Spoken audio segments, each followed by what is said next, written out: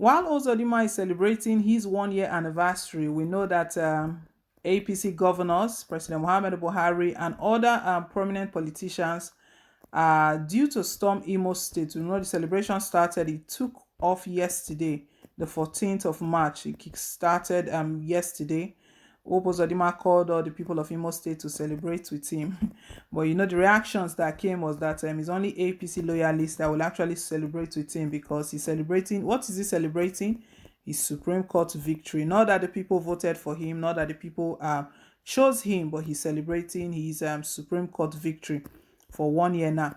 In the midst of that, while he's carrying out his celebration, a group has come out on Hope Uzodinma and actually called him out that his incompetence has cost Imo State a lot. They've actually listed what his incompetence has cost the state. And it's so shameful for the All Progressive Congress. Right now, Hope Uzodinma is celebrating 1 year anniversary. To me, it's not meant to be celebrating anniversary. It's meant to be celebrating what he has accomplished for the state, the sort of development that he has brought in the state since emerging, not really emerging because it wasn't INEC, since coming out or being put there as a governor. I don't know the appropriate word to use now. Since being declared by as governor by INEC, he's meant to be celebrating all his achievements. The people of Imo State should be able to see it, and they are the ones who are supposed to be calling for this celebration to say, under a space of 1 year, you've done this and this and this and that. But sadly, he's actually celebrating his Supreme Court victory for 1 year now. A group has actually called him out. We'll bring you all of the details shortly, guys. But before we do, please don't forget to like, share, and to subscribe. Also, press on that notification bell, guys. Click that bell until it turns gray. God bless you. We'll get into the news now and grab all of the details. Concerned Imo citizens has alleged that African Export, an import bank, Afri Ex-Im Bank, has suspended its 50 billion naira investment in the state due to the inability of the state governor, Senator Hope Uzodinma, to stem rising insecurity. In a swift reaction, however, the Commissioner for Information, Mr. Declan Emeluba, dismissed all the allegations as baseless and mere blackmails. In a statement it issued yesterday, the group cited several instances of criminalities which it said could have been prevented had the state government been proactive. The group said at the inception of the Uzodinma administration, his Attorney General, Mr. COC Akoa Lisa, released some hardened criminals, some of whom were already convicted for armed robberies, kidnapping, and other vices.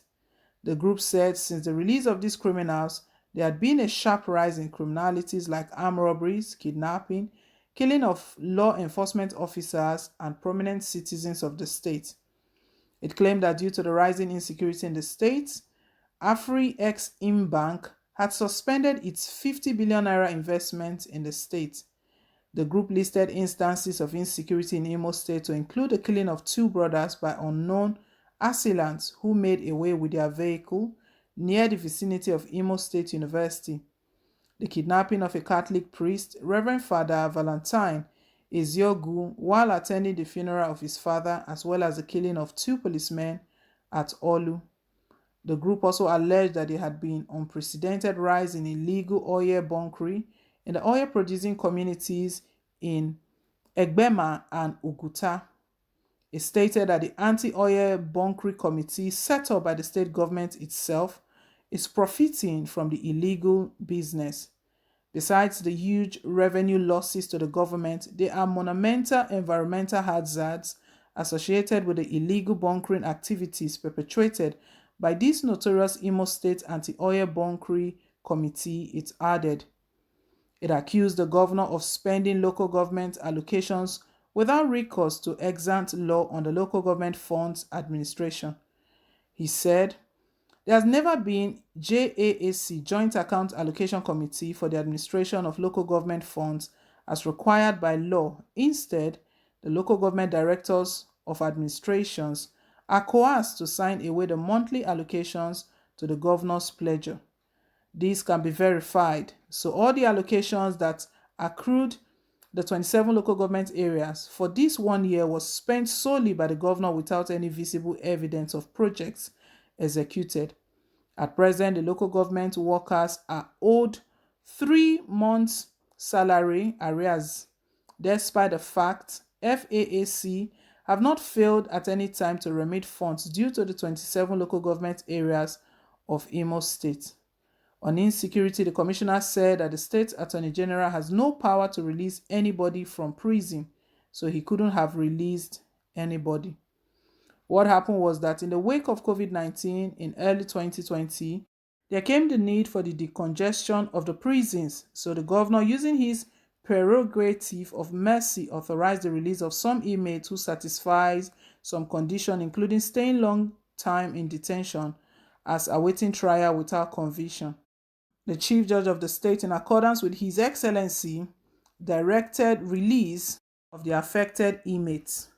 The Paulinus Onyinye Uwanoche you mentioned happened to have been on awaiting trial for too long as he benefited from the release. That is the simple truth and has nothing to do with the Attorney General.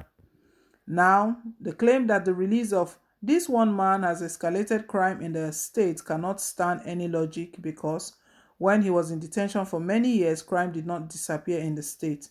So I'm yet to see any empirical relationship between him and the crime in the state. He said the allegation that African Export and Import Bank has suspended its 50 billion naira investment in the state due to insecurity was sheer blackmail. It has no iota of truth whatsoever. What investment are we talking about here, and what was the specific security threat that made them withdraw, he asked. Reacting to instances of insecurity, the commissioner said all these are usual security challenges that are not peculiar to this administration. If anything, it has abated under the watch of this administration because we have done more to fortify the security architecture than any previous administration. He said the government had power over 100 state-of-the-art patrol vans of security operatives. So the reality is that crime is abating, not escalating in the state, he added.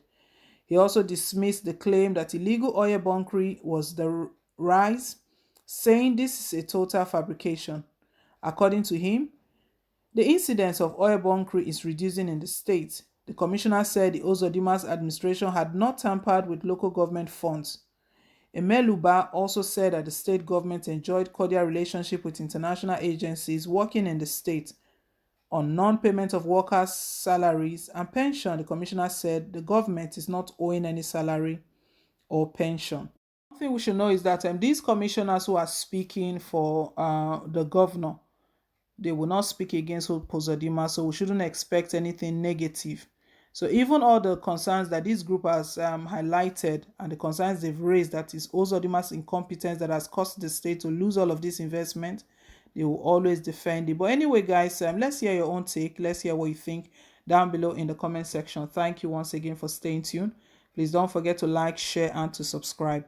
Till I come your way again with more updates. Bye for now and God bless.